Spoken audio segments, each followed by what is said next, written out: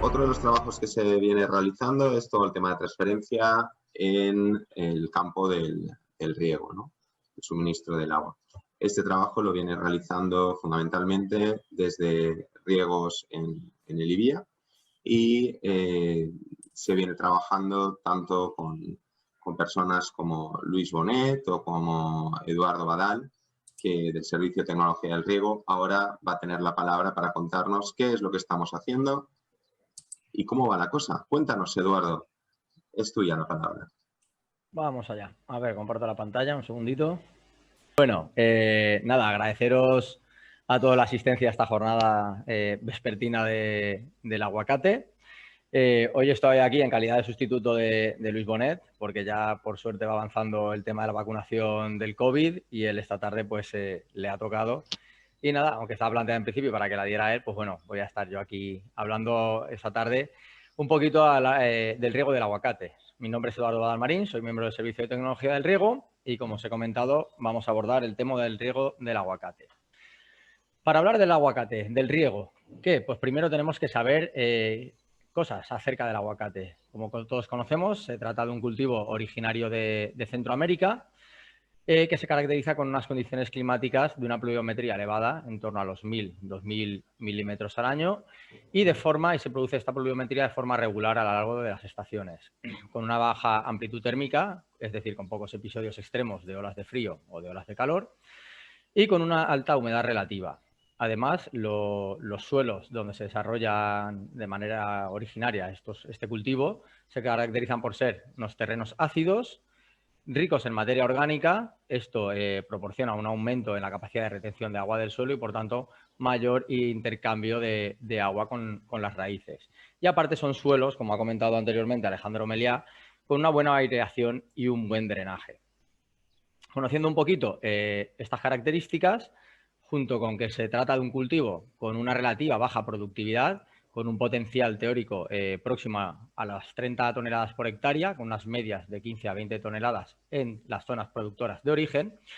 Si esto nosotros lo trasladamos a valores nacionales, a valores de España, obtenemos valores de producción de en torno a 8 toneladas a 12 toneladas por hectárea, es decir, bastante inferiores a las zonas de origen. Esto requiere que para formar 1 o 2 kilos de aguacate necesitamos 1 metro cúbico por agua de riego. ¿A qué es debido esta baja productividad?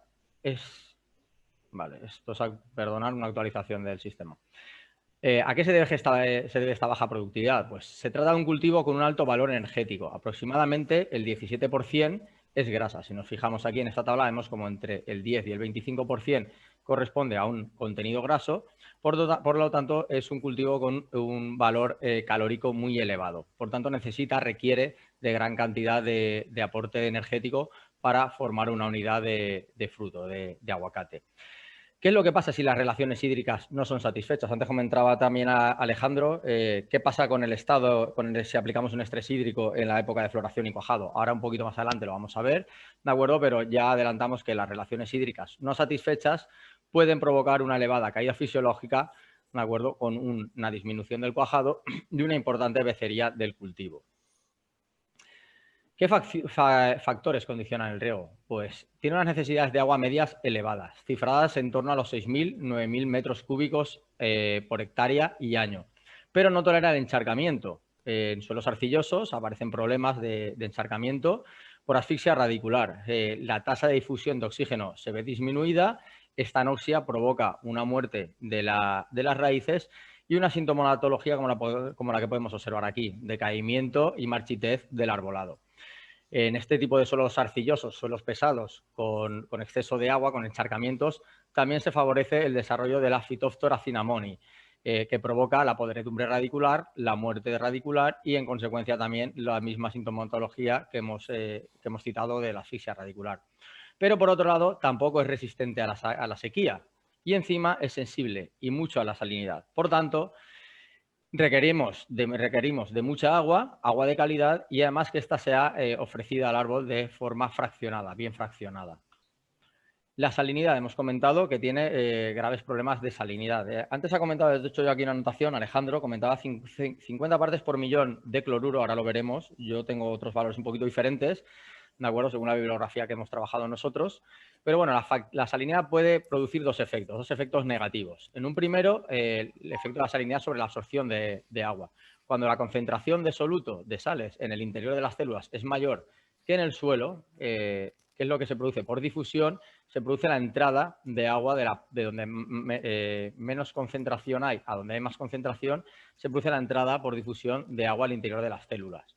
En el caso contrario, en el caso que tengamos un suelo con una concentración muy elevada de sales, va a producirse el efecto contrario. Es decir, va a salir agua desde las células, desde las raíces, hacia el exterior, hacia el suelo. Por tanto, se va a producir una deshidratación de los tejidos y una marchitez, un desecamiento y un decaimiento del cultivo.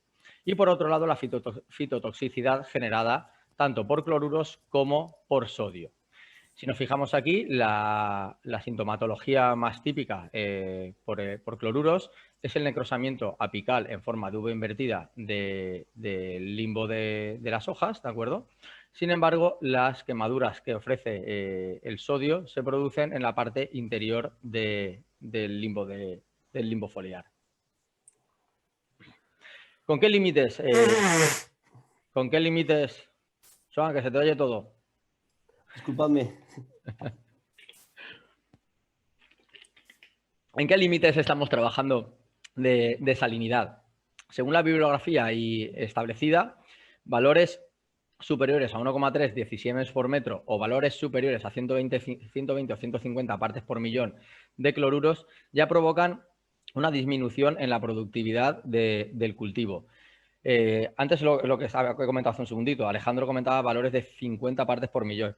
Lo que yo tengo aquí anotado son 120, 150. Sin embargo, depende mucho de la bibliografía en la que miremos, porque concentraciones superiores a 0,8 decisiemens metro ya nos dicen en otras bibliografías que se produce una reducción en la producción.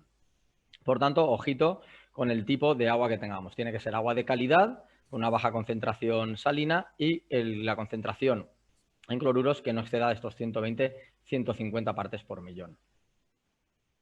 Bien, nosotros ¿qué es lo que necesitamos? Las necesidades de riego, ¿cómo se establecen? Las necesidades de riego se establecen en función de la cantidad de agua y la frecuencia con la que nosotros aportemos ese riego. ¿Con qué objetivo? Con el objetivo de reponer el agua que se consume en el suelo. ¿Y cómo se consume este agua en el suelo? Se consume a través de dos mecanismos. En un primer lugar, el agua absorbida por las raíces es transportada a la parte aérea y se pierde en forma de vapor de agua mediante el mecanismo de transpiración. Y luego, por incidencia de la radiación directamente en el suelo y por calentamiento de este, se produce lo mismo, una evaporación en forma de vapor de agua desde el suelo hacia la atmósfera. Por tanto, nosotros tenemos que reponer el agua perdida por transpiración y evaporación. Estardol, la suma de ambas, es lo que conocemos como evapotranspiración de referencia, que la establecemos mediante las estaciones agrometeorológicas, conociendo la temperatura, humedad relativa, radiación solar y velocidad del viento e integrándola en la ecuación de Pelman-Monteith, obtendremos la evapotranspiración de referencia, que junto con un coeficiente de cultivo, que va a depender, como ya dice la palabra, del propio cultivo, de la edad del cultivo y de la fase fenológica en la que se encuentra este cultivo, estableceremos las necesidades de riego, en este caso para el aguacate. Nosotros os invito a que podáis acceder, a que podáis entrar a la página de Riegos y Vía, riegos.ivia.es, ya que nosotros tenemos dentro de la red SIA, del Sistema de Información Agrometeorológica para el Regadío, disponemos de 56 estaciones meteorológicas en la Comunidad Valenciana, en las cuales, fijando el tipo de cultivo, fijando la estación más próxima a nuestra explotación, podemos determinar las necesidades teóricas del cultivo, incluso las necesidades teóricas orientativas anuales para el cultivo. Esto no nos da tiempo para abordarlo hoy, pero os invito a que podáis acceder y que bicheéis un poquito la página, porque la verdad es que se le puede sacar un rendimiento bastante interesante. Y además es bueno, es bonito y es gratis. Aguacate y estrés. Como comentaba anteriormente Alejandro, el estrés en el aguacate, los experimentos en casa y con gaseosa, porque la verdad es que el aguacate hay cultivos que son más tolerantes o son más resistentes y permiten la aplicación incluso creando efectos beneficiosos sobre la producción de determinados cultivos. En el caso del aguacate, aquí no tenemos nada demostrado, nada ensayado tampoco, ¿vale? Pero lo que sí que sabemos es que aplicado durante la floración se produce un aborto, un estrés aplicado durante la fase de floración provoca un mayor aborto de flores. Un estrés aplicado durante la época de brotación produce una brotación de menor calidad, una menor área foliar y, por tanto, un menor desarrollo vegetativo y menor capacidad para el desarrollo de fotoasimilados. Durante la fase de cuajado se aumenta la caída fisiológica, por tanto, estaremos teniendo al final de la partida una menor producción. Y si este estrés lo aplicamos durante la fase de crecimiento y engorde, estaremos afectando a la división y a la elongación celular. Y, por tanto, los frutos serán de reducido tamaño al final. Por tanto, una producción de peor calidad. Pero hay dos fases en las cuales es más importante que no se cree que no sometamos al árbol a ningún tipo de estrés y que estemos aplicando las cantidades, respetando las necesidades hídricas del cultivo. Una de las fases es la fase de floración. En nuestras latitudes, el aguacate florece abundantemente, llegando a generar hasta 3 millones de flores. Además, estas flores se caracterizan porque tienen estomas y, por tanto, se puede ver incrementada las necesidades hídricas hasta en un 20%, porque la capacidad transpirante aumenta debido a que tienen estomas estas flores. Por tanto, un estrés hídrico puede condicionar la siguiente fase y deberemos, por tanto, respetar las necesidades hídricas durante esta fase de floración. Si el estrés lo aplicamos o se somete el árbol a estrés durante la fase de cuajado y engorde el fruto, vamos a dificultar la fase de acumulación de grasas. Es una fase en la que existe una alta demanda en cuanto a fotoasimilados. Si esta demanda de fotoasimilados no es cubierta bien por un deficiente manejo del riego, bien por un déficit en el diseño agronómico, incurriremos en un estrés que provocará un incremento en la caída del fruto. Por aquí podemos observar frutos ya de un tamaño considerable que se han caído debido al estrés al que se ha sometido este árbol. Y aparte también podemos incurrir en una pérdida de la calidad, conocida por el ringneck, el estrechamiento del cuello. Entonces, ¿cómo vamos a manejar el riego? ¿Qué debemos de tener en cuenta? Pues esto es un engranaje, todo esto es un engranaje y debemos de tener en cuenta 3 factores. Por un lado, las raíces, por otro lado, el suelo y, por otro lado, el sistema de riego. Para conocer cómo debemos de regar el aguacate, deberemos de conocer la morfología del sistema radicular. Esa morfología del sistema radicular, si nos fijamos en esta foto, vemos que tiene una raíz pivotante muy larga, con escasas raíces secundarias, cuyo efecto, cuyo único objetivo es el de anclar el árbol al suelo, el de anclaje. Y fijaros como la mayor parte de la barbada se encuentra en la parte superficial. Por tanto, es un cultivo que se caracteriza por tener una barbada, una morfología del sistema radicular muy amplia, muy densa, pero muy superficial. De hecho, como ha comentado antes Alejandro, se estima que el 50% de las raíces se ubican en los primeros 30 centímetros del perfil del suelo. Si nos fijamos aquí, todo esto que se ve así marroncito son raíces superficiales. Por tanto, ya nos está dando una idea de cómo debemos de regar. Debemos de regar más área mojada y superficialmente. Hemos conocido ya, por un lado, las raíces, vamos a conocer ahora el suelo. Pues, en riego localizado nos encontramos generalmente con suelos de tipo arcilloso, suelos de tipo arenoso. En suelos de tipo arcilloso se recomienda que el número de goteros sea menor y estos sean de menor caudal, con tiempos de riego más largos y riegos más espaciados. ¿Para qué? Para facilitar, como en este tipo de suelos más pesados el movimiento del agua es más lento, de este modo facilitaremos que el agua, el tamaño del bulbo, profundice más y llegue hasta la profundidad radicular que nosotros deseamos. Generalmente nosotros la hemos establecido en torno a los 50 centímetros de profundidad. En el caso de suelos arenosos, se recomienda la instalación, la colocación de más goteros, de más emisores, estos de mayor caudal, y que los tiempos de riego sean más cortos, pero más frecuentes, para facilitar el movimiento horizontal del agua, por tanto, crear bulbos más anchos y menos profundos, porque el problema que tienen los suelos arenosos es que el agua se pierde rápidamente en profundidad. Una vez conocido las raíces del suelo, vamos con el sistema de riego. ¿Qué es lo que buscamos nosotros en un riego localizado en el cultivo del aguacate? ¿Qué sistema? ¿Cuántos emisores? ¿Qué caudal? ¿Qué buscamos? Pues buscamos como ha dicho también antes Alejandro, darle de beber por más bocas y que esas bocas, que tengamos una superficie húmeda mejor y que esas bocas, de acuerdo por las que bebe el árbol, en la cantidad de agua que nosotros le aportemos, no tengamos pérdidas por filtración profunda, porque estaremos perdiendo, por un lado, lixiviando nutrientes y por otro lado, perdiendo agua en profundidad que no va a ser aprovechada por el árbol. Por tanto, no vamos a ser eficientes en el uso y en el consumo de ese agua. ¿Qué se recomienda? Establecer un mayor número de emisores y llegando siempre hasta la profundidad radicular deseada. Ahora os voy a hablar acerca del ensayo inicial que en convenio con la cooperativa de Reochell hemos desarrollado durante 2 años aquí en el Servicio de Tecnología del Riego de Libia, en el cual se han ensayado 3 sistemas de riego. Un riego tradicional a goteo, como el que se suele establecer en la Comunidad Valenciana, con goteros de 4 litros hora establecidos a 1 metro y con 10 goteros por árbol. Un sistema de microaspersión, 2 microaspersores de árbol por árbol con una pluviometría de 27 litros a la hora y un diámetro de 1,6 metros y un novedoso sistema de goteo también, pero en este caso ultrabajo caudal, en el cual hemos instalado 3 líneas de goteo con 36 goteros por árbol a 1 litro hora y de 1 litro hora establecidos a medio metro. Lo primero que hicimos fue hacer una evaluación hidráulica de la instalación para establecer la uniformidad de aplicación. En esta uniformidad, nosotros si vemos aquí el resultado, en aspersión la uniformidad fue muy pobre porque fue muy variable. Tuvimos microaspersores que dieron una pluviometría de 0 hasta 35. Por tanto, descartamos el uso de la aspersión como un sistema que pueda funcionar bien en el cultivo, en el riego del aguacate. Y nos centramos en el goteo y ultrabajo caudal, ambos con una excelente uniformidad de aplicación. ¿Por qué se caracteriza el ultrabajo caudal? Por sus siglas VC, ultrabajo caudal. Se caracterizan por ser aquellos emisores que tienen un caudal inferior a 1,6 litros hora.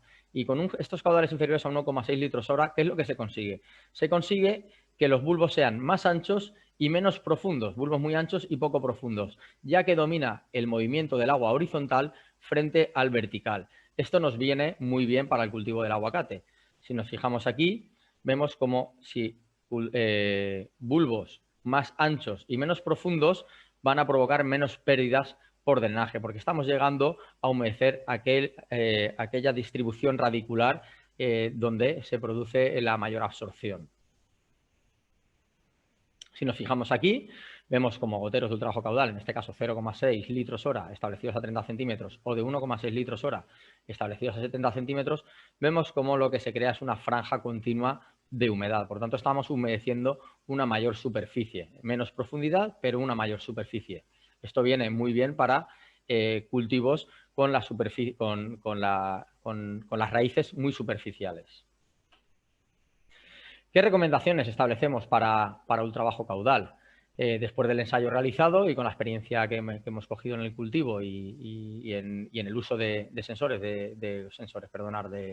goteros de ultrabajo caudal, en los cuales el predominio del movimiento horizontal del agua frente al vertical predomina, los tiempos de riego han sido elevados, con el objetivo de humedecer los primeros 50 centímetros del perfil. Estos riegos han oscilado entre las 3 horas y las 4 horas de duración, según la época del año y la demanda del cultivo. Una recomendación que realizamos es realizar estos riegos durante la noche o durante la madrugada. ¿Para qué? Como este movimiento es muy lento, porque el goteo es muy escaso, para favorecer que el tamaño y el tamaño del bulbo sea idóneo y que las raíces, en el momento que el árbol empiece a funcionar, empiece a trabajar, tenga disponible ya el agua en ese bulbo. En el caso del goteo, si nosotros la instalación que tenemos es una instalación de goteo con emisores tradicionales de 4 litros hora o valores de pluviometría similares, en los periodos de alta demanda lo que se recomienda es fraccionar, lo he marcado aquí en negrita y subrayado, fraccionar esos riegos en 2 turnos, mañana y tarde. ¿Para qué? Para evitar ir más allá de los 50 centímetros que nosotros queremos humedecer. Es un cultivo con muchas exigencias, una necesidad teórica muy elevada. Por tanto, si aplicáramos todo de una única en un único turno, ¿qué pasa? Que estaríamos echando mucha cantidad de agua que se nos perdería por percolación profunda. Por tanto, fraccionemos esos 2 riegos, si tenemos la posibilidad, en turnos de mañana y tarde. Máximo de duración por riego que nosotros marcamos mediante el uso de sensores y sondas de humedad para evitar esas pérdidas. fueron riegos de hasta 1 hora y 45 minutos en momentos de máximas necesidades, y cuando estas necesidades fueron menos exigentes, es decir, durante el otoño o el invierno, los riegos se redujeron hasta 1 hora y cuarto de duración.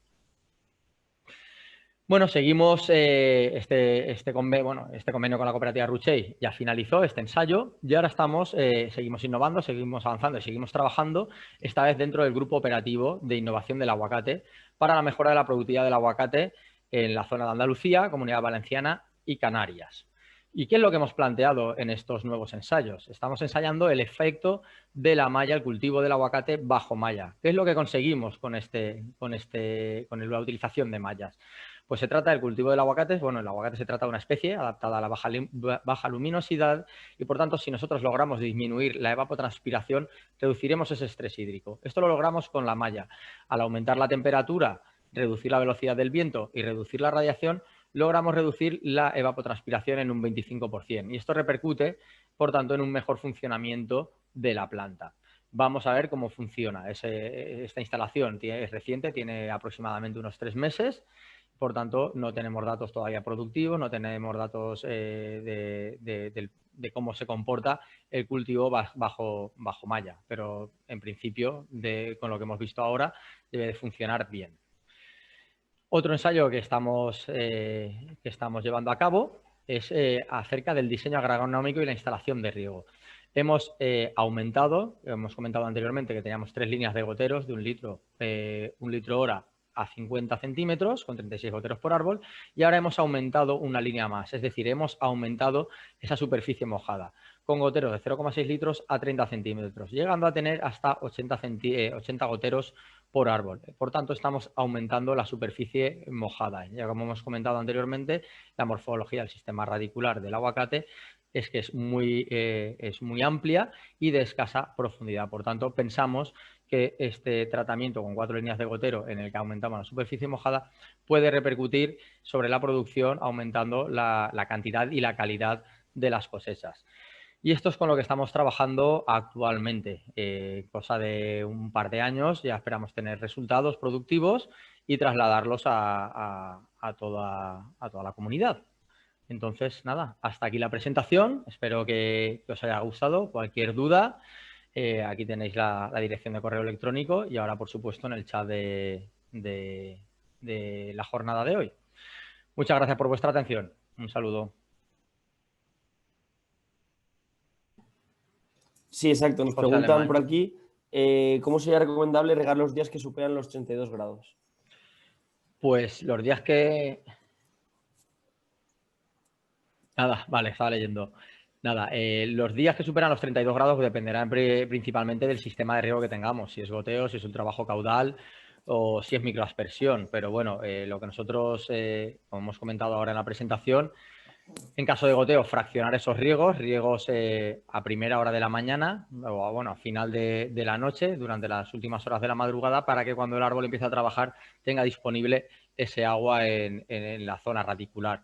Y luego aplicar otro riego a primeras horas de la tarde o a mitad de tarde, a partir de las 4 o 5 de la tarde, ya cuando el sol baja un poquito y ya no hace tanto calor como mediodía, de manera que esos riegos aportaríamos uno por la mañana y otro por la tarde, de manera que el bulbo húmedo siempre lo mantengamos en unas condiciones de humedad más estables, facilitando así la mejora de las necesidades hídricas del cultivo y el estado hídrico.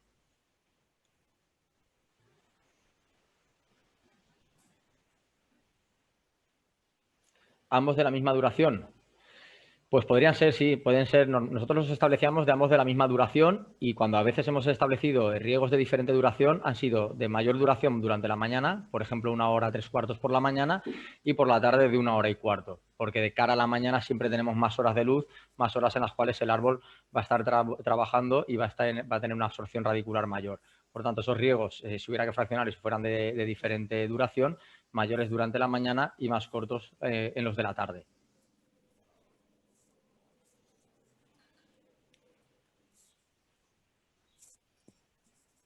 Muchas gracias, Eduardo. Gracias a vosotros.